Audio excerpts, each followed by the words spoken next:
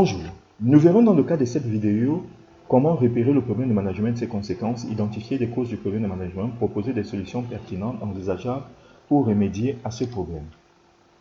Pour repérer le problème de management, identifier les causes du problème de management, on peut se baser sur le diagnostic stratégique réalisé ou sur les documents fournis.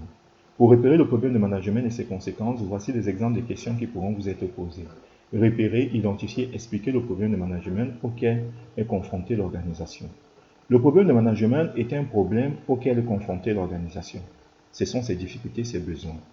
Ce problème concerne les ressources, les compétences ou parfois l'ensemble des facteurs qui ont influencé l'environnement de l'entreprise. Exemple de problème de management: la dégradation de la qualité des produits, de l'image des marques et la notoriété de l'organisation. La baisse du chiffre d'affaires, des bénéfices et des marges. La dégradation du climat social et la baisse de la performance de l'organisation due aux mauvaises conditions de travail. Le savoir-faire actuel des salariés qui est insuffisant pour répondre à la mauvaise nouvelle technologie exigée par la diversification. Un turnover important, une baisse du nombre de bénévoles, la non-maîtrise d'une technologie. Une fois le problème de management identifié, il faudra trouver des conséquences immédiates à court, à moyen et à long terme, car le problème de management remet en cause l'efficacité de l'organisation, sa compétitivité, sa pérennité, sa réactivité, sa flexibilité, sa performance, c'est-à-dire l'efficience par rapport à l'efficacité des moyens mis en œuvre. Exemple, la dégradation de la qualité des produits remet en cause la compétitivité, la performance et la pérennité de l'organisation. Voici les éléments qui permettent d'identifier et d'expliquer le problème de management. Maintenant, nous allons identifier les causes du problème de management. Pour identifier les causes du problème de management, voici les exemples de questions qui pourront vous être posées. Expliquer les causes du problème de management rencontré par l'organisation. Identifier les causes du problème de management consiste à identifier les raisons qui ont entraîné ce problème. Les causes peuvent être liées à la stratégie choisie, au style de management, à l'environnement plus ou moins proche de l'organisation. Les causes du problème de management peuvent être liées à la stratégie choisie de l'organisation dans les cas suivants. Lorsque les objectifs qui ont été fixés sont insuffisants, irréalistes et pas assez clairs. Lorsque les ressources humaines, matérielles et financières allouées sont insuffisantes. Lorsqu'il y a eu une erreur dans l'option stratégie choisie, par exemple l'abandon par l'organisation de la stratégie de domination par les coûts au profit de la stratégie de différenciation. Lorsqu'il y a un certain nombre d'opportunités n'a pas été saisi par l'organisation, par exemple l'arrivée des nouvelles technologies, ou des menaces que l'organisation a sous-estimées, par exemple les nouveaux concurrents. Les causes du problème de management peuvent être liées au style du management appliqué par l'organisation dans les cas suivants. Lorsque le style de direction est, par exemple, trop paternaliste, trop directif et qu'il faut qu'il soit plus souple et plus flexible. Lorsque le système de rémunération du personnel n'est pas trop efficace, il n'y a pas de système de reconnaissance par l'organisation. Lorsque la structure organisationnelle n'est pas adaptée et que la communication et l'information circulent mal dans l'organisation d'une façon générale. Lorsqu'il y a une défaillance au niveau de la GPEC. Les causes du problème de management sont liées à l'environnement plus ou moins proche de l'organisation. Si les causes du problème de management sont liées à l'environnement plus proche de l'organisation, on parle de micro-environnement. Pour cela, on peut avoir des exemples des cas suivants. Il y a de nouveaux concurrents qui sont arrivés, il y a de nouveaux produits qui sont apparus et ces nouveaux concurrents prennent des parts des marchés. Il y a un changement de comportement des consommateurs.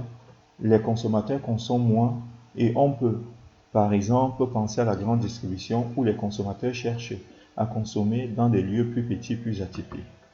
Il y a le fait que pendant la crise économique, les consommateurs négocient facilement le prix d'achat des produits. En effet, la crise économique conduit à un excédent d'offres et les entreprises qui veulent se débarrasser de leur stock subissent la pression de leurs clients. Si nous sommes au niveau macro-environnement, on peut avoir des exemples des causes suivantes qui peuvent entraîner un certain nombre de problèmes au niveau de l'organisation. L'État qui intervient pour faire baisser le prix de certains produits alimentaires en grande surface. La baisse du pouvoir d'achat et le développement des marques à petit prix. Le vieillissement de la population. Les préoccupations des consommateurs en matière de santé. Après avoir identifié les causes du problème de management, c'est-à-dire les raisons qui ont entraîné le problème de management, vous devez proposer des solutions pertinentes envisageables pour remédier à ce problème. Voici des exemples de questions qui pourront être posées.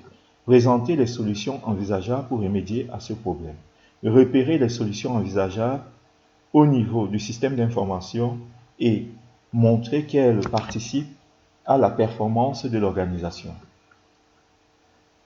Les solutions pertinentes envisageables pour remédier aux problèmes de management peuvent avoir un lien avec la gestion des ressources humaines, la structure organisationnelle et la stratégie de l'organisation.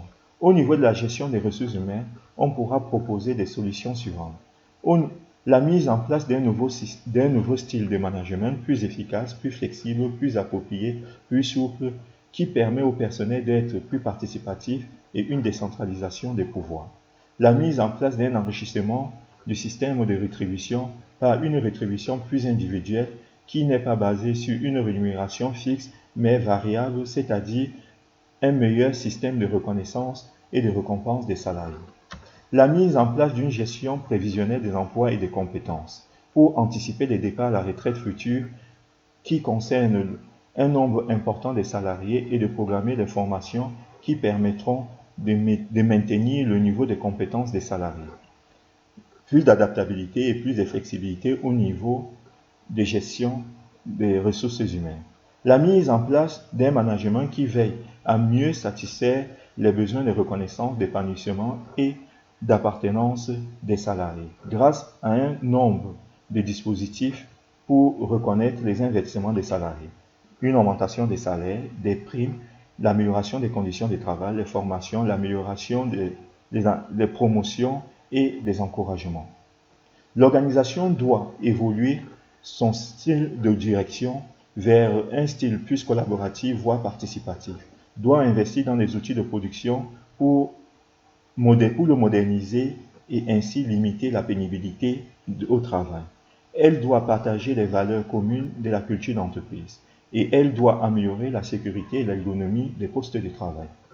Au niveau de l'organisation de la structure, on pourra proposer des exemples de solutions suivantes. Changer de structure de l'organisation car il y a trop d'intermédiaires, trop de chefs, en réduisant le niveau hiérarchique et en créant une nouvelle structure. Renforcer l'avantage concurrentiel de l'organisation qui repose sur plusieurs compétences distinctives comme par exemple sa capacité de produire sur mesure qui lui permet de proposer des produits hautement personnalisés et des qualités et lui procurer l'image d'expert et la qualité sur le marché. Un appareil productif robotisé qui lui permet de rivaliser avec les concurrents qui disposent des coûts de main-d'œuvre plus faibles. Renforcer les efforts de l'organisation en matière de RSE sur le plan environnemental et social, afin de construire son image de marque, sa notoriété, la satisfaction et la fidélisation de sa clientèle, ce qui pourra être générateur de profit pour l'organisation et assurer sa pérennité. Au niveau de la structure, au niveau de la stratégie de l'organisation, on pourra proposer les exemples de solutions suivantes. Un changement d'option stratégique qui permet à l'organisation d'assurer sa pérennité et de son activité, de répondre aux évolutions de son marché grâce à une offre des produits plus adaptés. Elle peut opter pour différentes options stratégiques. Une stratégie d'intégration, exemple le rachat d'un concurrent, l'ouverture de nouveaux points de vente. Une stratégie d'externalisation, exemple sous-traiter la partie excédentaire de sa production à un autre industriel. La stratégie de différenciation, exemple proposer des produits uniques innovants aux yeux des consommateurs ou créer des produits spécifiques. La stratégie de domination par les coûts, exemple la maîtrise des coûts, la réalisation des économies d'échelle. La redéfinition des objectifs n'étant pas assez claire, pas assez ambitieuse, en tenant compte des attentes et des intérêts des différentes parties prenantes, des acteurs internes et externes de l'organisation. Proposer une solution au système d'information et de communication qui permettra aux dirigeants de bénéficier d'une information fiable en temps réel. Le dirigeant peut ainsi prendre des décisions plus pertinentes et mieux adaptées aux exigences du marché. Maintenant que vous savez caractériser une organisation, trouver le problème de management et ses conséquences, identifier les causes du problème de management, trouver des solutions pertinentes, envisageables pour remédier à ce problème. Pour que cette étude soit complète, vous devez connaître vos cours, surtout maîtriser les notions telles que avantages concurrentiels, GPEC, les éléments de la motivation des salariés, les différentes options stratégiques, le système d'information, les parties prenantes de l'organisation, ses attentes et ses intérêts, les décisions stratégiques, les indicateurs qui mesurent la performance de l'organisation et les ressources et les compétences de l'organisation. Merci de votre attention. Maintenant, à vous de jouer.